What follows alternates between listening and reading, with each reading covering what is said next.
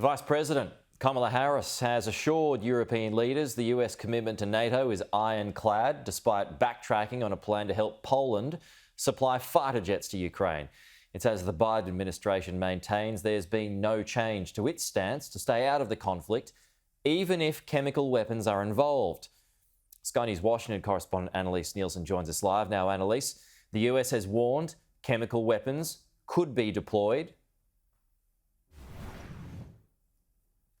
This has been a part of their long-term strategy in dealing with Russia and Ukraine. They've been on the front foot with sharing what's normally classified information, and this has been part of making sure that there was a unified global effort in pushing it back. But what we have seen is this reporting from the Biden administration that they're concerned that the Russians could deploy chemical weapons against the people in Ukraine and then call it a false flag operation, alleging that it's the other way around, and use that as an excuse to then up the ante as their invasion, as we've seen, goes quite poorly. And what we've seen today from the Biden administration, though, is further pressure, especially from the White House press corps, about what the US would do if these chemical weapons were deployed, whether that would trigger the US to then be involved in the confrontation at all. But they've stayed firm on their original stance that there's no scenario in which they would send US troops into Ukraine. Would President Biden let a chemical weapons attack in Ukraine go unanswered by the United States? We have not let anything go unanswered that President Putin has done to date. We have not let anything go unanswered to date, any steps that President Putin has taken to date. What that would look like, I can't give you an assessment of that from here at this point. Meanwhile, Kamala Harris has been questioned about pursuing Russia over war crimes.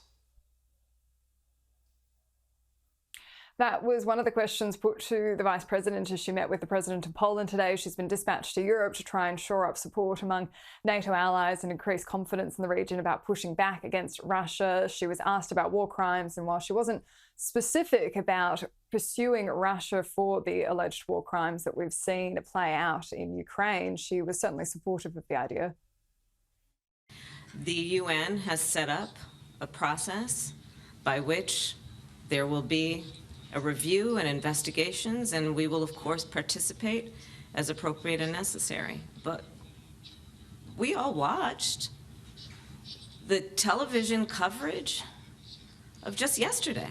That's on top of everything else that we know and don't know yet, based on what we've just been able to see. And because we've seen it or not doesn't mean it hasn't happened.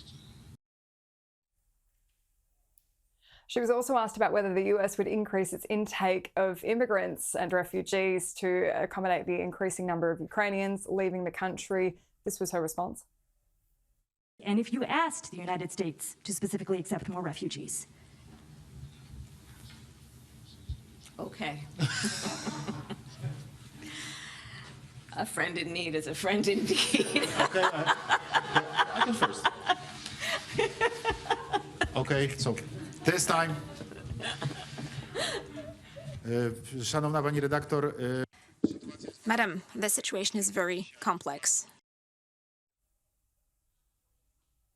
Pete, as you can imagine, Republicans especially have seized on that, saying it's not a laughing matter. She was also asked about that deal that was supposed to be underway, according to the State Department, for fighter jets to be supplied to Ukraine and for America to then backfill Poland's supply of fighter jets. But that's off the table, as we know, and certainly wasn't any kind of promise of that kind of support with Poland today. Yeah, no one wants to do it.